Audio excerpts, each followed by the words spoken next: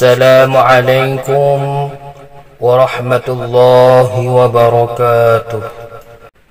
الحمد لله رب العالمين، والصلاة والسلام على سيدنا ومولانا محمد وعلى آله وصحبه أجمعين.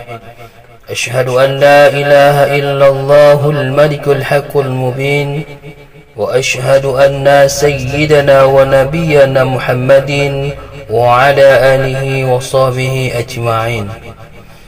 أما بعد، فيا عباد الله، اتقوا الله حق تقاته ولا تموتن إلا وأنتم مسلمون. قال تعالى في كتابه الكريم: أعوذ بالله من الشيطان الرجيم. وَاقْتُلُوهُمْ حَيْثُ ثَقِفْتُمُوهُمْ وَأَخْرِجُوهُمْ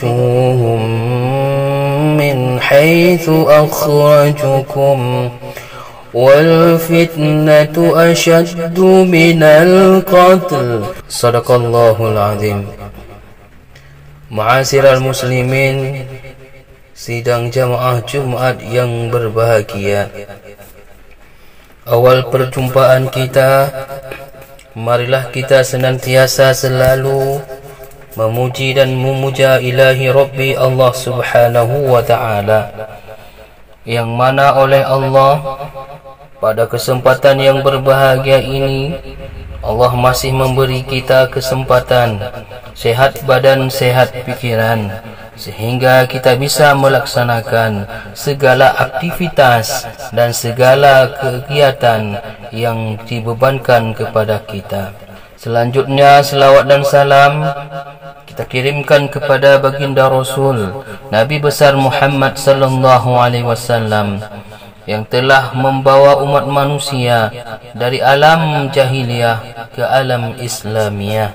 Hadirin rahimakumullah, Hatib mengajak hadirin sekalian selalu meningkatkan iman dan takwa kepada Allah subhanahu wa ta'ala dengan cara menjalankan perintah Allah dan meninggalkan semua larangan Allah. Hadirin yang berbahagia, sebagaimana firman Allah yang telah Hatib bacakan tadi, yaitu dalam surah Al-Baqarah ayat 191. Hadirin rahimakumullah, berangkat dari ayat itu maka timbullah satu judul, mengapa dikatakan fitnah itu lebih kejam daripada pembunuhan. Hadirin yang berbahagia, ada kisah antara murid dan guru tentang fitnah. Kata murid, "Wahai guru, maafkanlah saya yang telah memfitnah guru dan ajarkan saya sesuatu yang bisa menghapuskan kesalahan saya. Aku berusaha menjaga lisanku, tak ingin sedikit pun menyebarkan kebohongan dan menyinggung perasaan guru." Sang guru terkekeh. "Apa kau serius?" katanya. Si murid menganggukkan kepala dengan penuh keyakinan. "Saya serius, guru. Saya benar-benar ingin menebus kesalahan saya." Sang guru terdiam beberapa saat.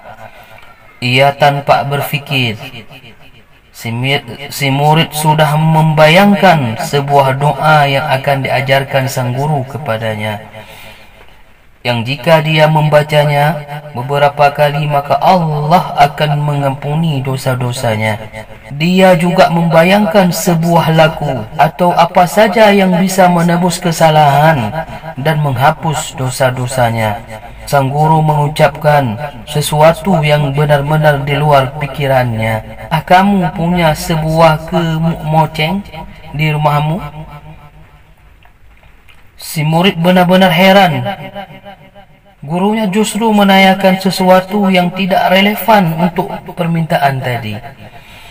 Hadirin rahimakumullah, Kemoceng itu adalah salah satu alat pembersih debu yang terdiri dari bagian bulu-bulu, seperti contoh bulu ayam, bulu kalkun, bulu burung unta, maupun dari rafia dan bahan halus lainnya yang biasanya terpasang atau terikat menjadi sebuah bagian bulat. Maaf guru, si murid berusaha memperjelaskan maksud gurunya. Sang guru tertawa sambil mengangguk-anggukkan kepalanya. Ia hampiri muridnya. Ya, temukanlah sebuah kemoceng di rumahmu, katanya. Tampaknya sang guru benar-benar serius dengan permintaannya. Ya, saya punya sebuah kemoceng di rumah. Apa yang harus saya lakukan dengan kemoceng itu? Tanya sang murid. Sang guru tersenyum. Besok pagi, berjalanlah dari rumahmu ke sekolah ini, katanya. Berjalanlah sambil mencabuti bulu-bulu dari kemoceng itu. Setiap kali kau mencabut sehelai bulu, ingat perkataan burukmu tentang aku, lalu jatuhkan di jalan yang kau lalui. Hadirin sidang jamaah Jumat yang berbahagia, si murid hanya bisa mengangguk. Dia tak akan membantahnya. Barangkali maksud sang guru adalah agar dia merenungkan kesalahan-kesalahannya, dan dengan menjatuhkan bulu-bulunya satu persatu, maka kesalahan-kesalahan itu akan gugur diterbangkan waktu. Kamu akan belajar sesuatu darinya, kata sang guru. Ada senyum yang sedikit terkembang di wajah sang si murid. Keesokan harinya, si murid menemui gurunya dengan sebuah kemoceng yang sudah tak memiliki sehelai bulu pun pada gagangnya. Dia segera menyerahkan gagang kemoceng itu pada gurunya. Guru, bulu kemoceng ini sudah saya jatuhkan satu persatu sepanjang perjalanan. Saya berjalan lebih dari 5 kilometer dari rumah saya ke sekolah ini.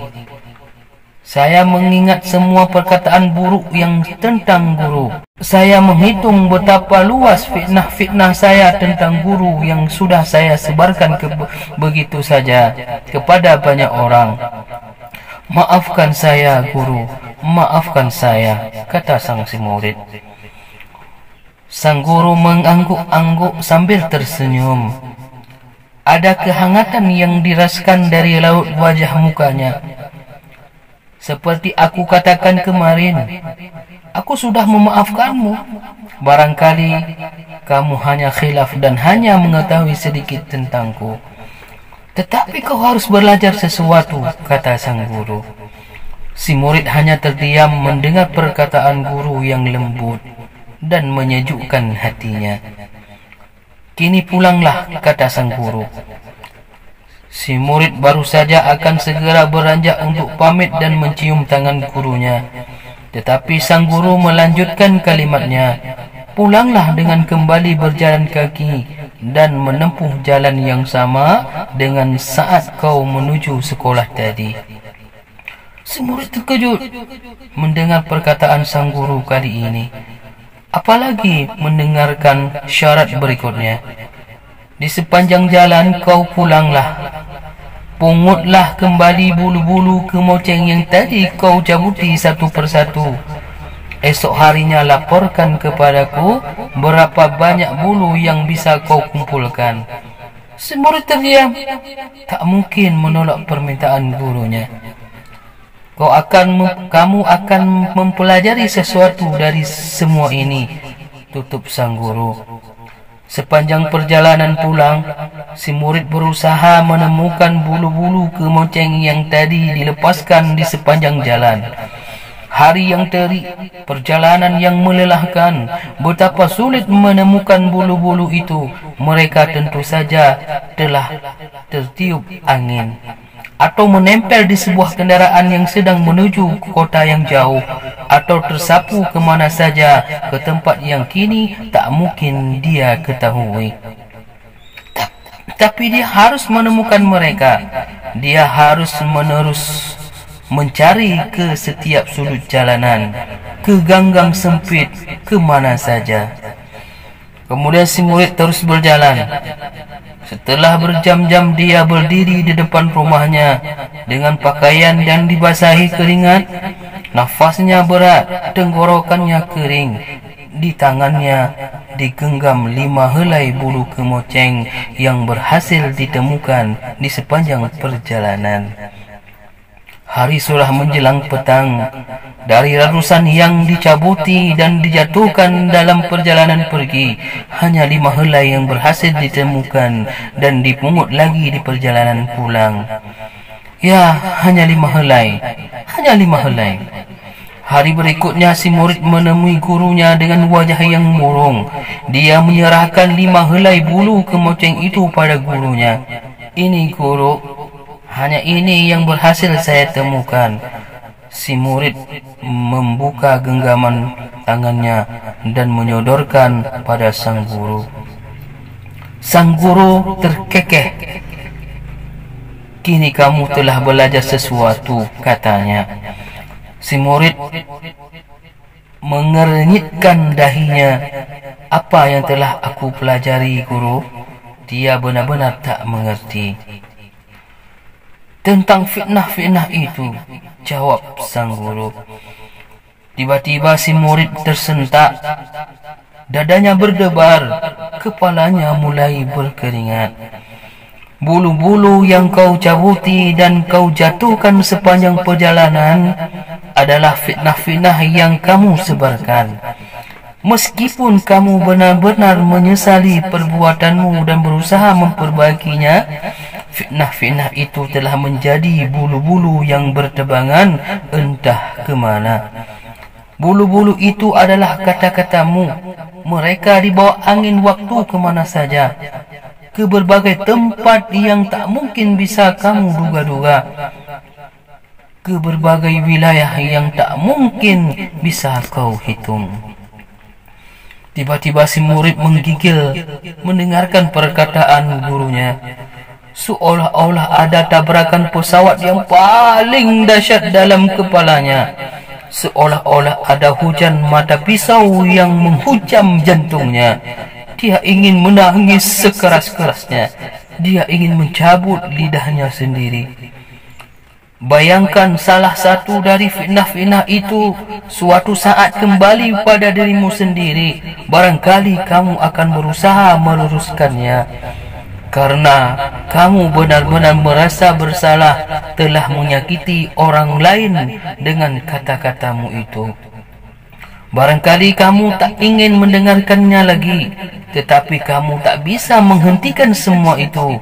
Kata-katamu yang telah terlanjur tersebar dan terus disebarkan di luar kendalimu.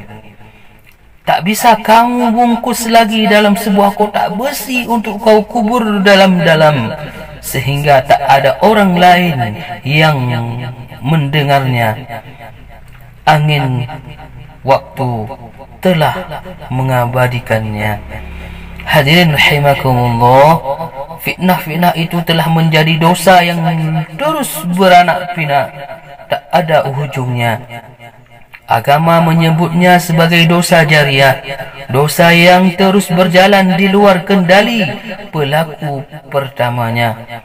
Maka tentang fitnah-fitnah itu, meskipun aku atau siapapun saja yang kau fitnah telah memaafkanmu sepenuh hati, fitnah-fitnah itu terus mengalir hingga kamu tak bisa membayangkan ujung dari semuanya. Bahkan meskipun kau telah meninggal dunia, fitnah-fitnah itu terus hidup karena angin waktu telah membuatnya abadi. Maka kamu tak bisa menghitung lagi berapa banyak fitnah-fitnah itu telah memberatkan timbangan keburukanmu kelak. Tangis si murid benar-benar pecah. Dia tersungkur di lantai. Dia mengucapkan astaghfirullahalazim, astaghfirullahalazim, astaghfirullahalazim. Si murid hanya bisa terus mengulangi istighfarnya. Dadanya gemuruh, air mata menderas dari kedua ujung matanya. Ajari saya apa saja untuk membunuh fitnah-fitnah itu. Wahai guru, ajari saya guru. Astaghfirullahaladzim. Ya, terus menangis menyesali apa yang telah aku perbuat. Sang guru tertunduk. Beliau tampak meneteskan air matanya. Aku telah memaafkanmu setelah hatiku, nak, katanya. Kini aku hanya bisa mendoakanmu agar Allah mengampunimu, mengampuni kita semua. Kita harus percaya bahawa Allah dengan kekasih sayangnya, Allah zat yang maha terus menerus menerima taubat manusia. Innallaha tawwabur rahim. Si murid laksana seperti tersambar halilintar jutaan megawatt yang menguncangkan batinnya, mengucapkan sejuta atau semiliar istighfar untuk semua yang sudah dilakukannya. Dia ingin membacakan doa-doa apa saja untuk menghentikan fitnah-fitnah itu. Hadirin rahimakumullah yang dirahmati Allah Subhanahu wa taala. Mudah-mudahan ini menjadi pelajaran bagi kita. Mari kita jauhkan fitnah yang bukan pakaian kita, yang tidak ada kita adakan, yang kurang kita tambahkan, maka terus menjadi yang terjelek dari kehidupan kita. Mudah-mudahan kita terjaga dari hal-hal yang fitnah ini dan bisa kita jauhkan sesama. Demikian khutbah tingkat yang dapat kami sampaikan pada hari ini. Mudah-mudahan bermanfaat bagi hatib sendiri dan kepada seluruh hadirin yang dirahmati Allah. Alhamdulillah, alhamdulillah rabbil alamin. والصلاة والسلام على سيدنا محمد وعلى آله وصحبه أجمعين. أما بعد فيا عباد الله اتقوا الله حق تقاته ولا تموتن إلا وأنتم مسلمون. قال تعالى في القرآن الكريم: بسم الله الرحمن الرحيم. إن الله وملائكته يصلون على النبي يا أيها الذين آمنوا صلوا عليه وسلموا تسليما. اللهم اغفر للمسلمين والمسلمات والمؤمنين والمؤمنات الأحياء منهم والأموات برحمتك يا أرحم الراحمين. اللهم ربنا آتنا في الدنيا حسنة وفي الآخرة حسنة وقنا عذاب النار. عباد الله، ولا ذكر الله أكبر. أقيموا الصلاة.